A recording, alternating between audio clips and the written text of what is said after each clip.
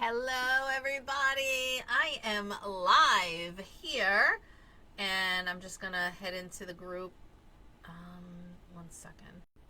Let us just get into our Facebook group, make sure that I'm here. Yes, I'm here live. So hopefully you're joining me. Everybody who comes in, come say hello. If you are on replay, hashtag replay, and I would love to see your comments. We're going to have a really important discussion today. And as you know, it is Intuitive Eating Wisdom Wednesday. I was away last week, so did not have, obviously come in and do our live training, but here I am today, back and ready to guide you ladies through this beautiful journey of intuitive eating. So again, I just want to start with welcoming those of you who are here, our longtime members, our new members. My name is Bonnie Giller. I'm the host of this beautiful community, and I help women who are burned out dieters stop dieting and regain trust with food. So eating is easy, it's enjoyable, and it's nourishing to your body and your mind. I do this through my small group coaching program called Whole Body Trust. If you're interested to learn more, I do have 2 spots left for August. Just go ahead and click on my name to message me that you want to know more about it. What are the details? And we'll go through it. So hoping that you are ready for support, and I am here to help you. Today's topic is how to spot food guilt and break free of it. So, by a show of hands, although I can't see you, maybe you can comment below. Do you ever experience food guilt in a society that heavily promotes diet culture? We often internalize toxic eating habits without even realizing it. Those are the eating habits that are promoted by diet culture. And yes, they are toxic to us. We'll talk more about that. It can look like maybe you're assigning certain emotions to certain foods like happiness and pleasure, guilt and shame. So think about it. If I offered you a slice of chocolate cake, would you savor it with delight, or would you hesitate to take a bite? You know, the should I, shouldn't I conversation that sometimes happens in your head. We can find ourselves stuck in this dangerous cycle of feeling guilty for enjoying foods that others, or perhaps even ourselves, have labeled as quote-unquote unhealthy or off limits. So this is a problem. This is a problem for you enjoying food and enjoying your life. So tell me, does this sound familiar to you? After ignoring your cravings for perhaps a sweet food after a meal, maybe you want a little bit of ice cream or a piece of cake, and you're aching for a bite until you can no longer ignore it. You might then justify your actions by saying, well, I deserve it because I've been really good today. Or you may say, oh, this one time won't hurt. But soon afterwards, you begin to feel as if you did something profoundly wrong. Have you ever experienced that? Yes, in the comments.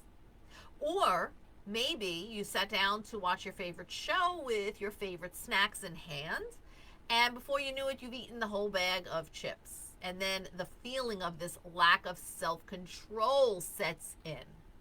You may even begin to cycle through negative thoughts, such as, I'm so gross for eating that much, I shouldn't have done that, I can't believe it, I'm such a failure.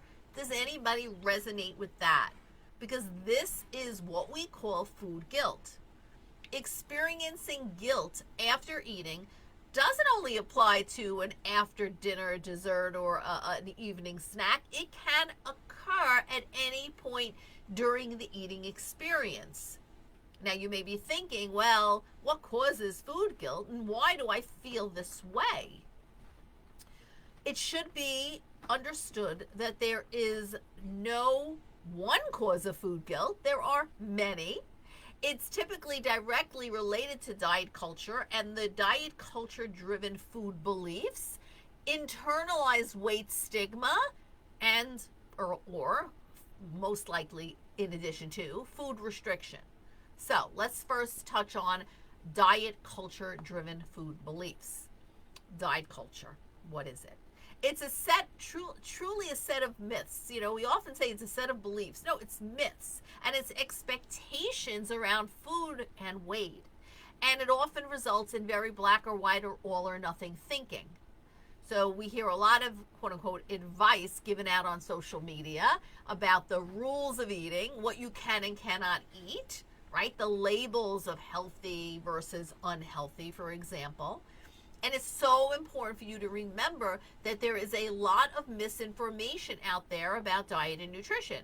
So we cannot and should not take everything we hear at face value.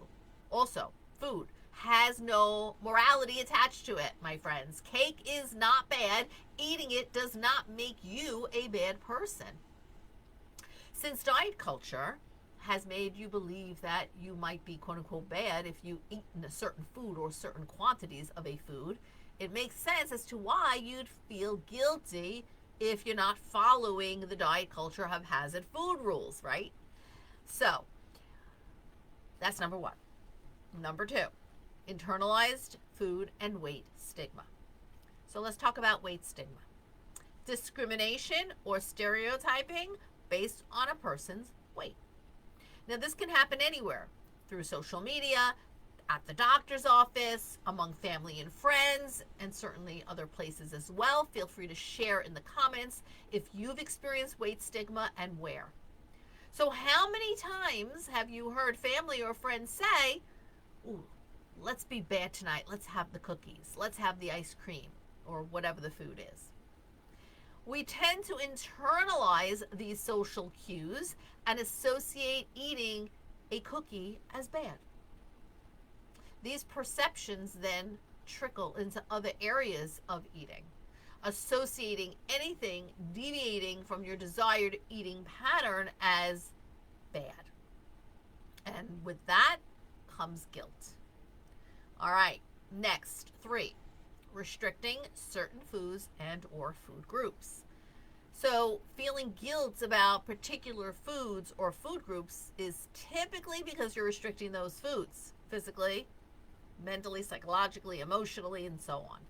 You may have a certain ideology of what healthy eating is, and I'll say air quotes around the healthy word. And if your eating does not line up with what that is, this brings up those negative feelings of guilt and shame and disappointment. Restricting leads to binge eating, hands down. And that can also bring up these same feelings. So letting yourself eat all foods will help you ultimately find food freedom over time. So why is this important to address? Like, why am I even talking about this? Food guilt can result in harmful eating patterns, disordered eating, and a distorted relationship with food. It is important to understand that food guilt is an emotional response to eating. And it is a reaction that you can control, you can take charge of, you can change. It is important to view food as a source of nutrition and energy, as well as pleasure. Listening to your body's needs and cravings intuitively will help you develop a positive relationship with food. More importantly, there is no one-size-fits-all plan for your nutritional needs. Please remember that. Each person's body responds differently to various foods and dietary patterns. You have different needs, making it essential to tailor your nutritional intake to what suits you, your unique health, your requirements, and your lifestyle. So, how do we break free from food guilt? Number 1, identify your emotions. Ask yourself, what am I feeling and why do I feel this way? Number 2, regulate negative emotions around food. So try very hard to understand that the negative emotion you're feeling is just an emotion. Number 3, accept that quote unquote imperfect eating is not a moral failure. There's no perfection around eating. So in truth, there's no perfect eating, there's no imperfect eating, there's just eating. And eating has no morality attached to it. That is a hard one, I'm sure, for you to grasp. Okay? Listening intuitively to your body's needs is the key for you to cultivate a positive, healthy, happy relationship with food and ultimately your body. Remember, nourishing your body is about balance. It's not about punishment. It's not about deprivation. Guilt should not ever be part of the equation. It should not overpower the simple joy of enjoying your food. Food is never something you have to earn. By listening to your body's needs instead of fitting into the standards that are dictated out there, you prioritize your physical health, your emotional well-being, and that, my friends, is the key to a healthy, happy life and a healthy, happy relationship with food. So I'd love to hear your thoughts on what I have shared today. Comment below this video. Do you have food guilt? How does it show up for you? What other emotions are tied to it? What are you doing to try to break free of that? And just remember that you don't need to spin your wheels. I am here to help you. If you're interested to learn more about the Whole Body Trust Intuitive Eating Coaching Program, I have 2 spots available as of today. So just reach out to me. All you need to do is click on my name and send me a message that you want to learn more, and we will talk about it. No pressure, of course, but I'm here to help. Have a great, great rest of your day, and I look forward to reading your comments. Bye for now.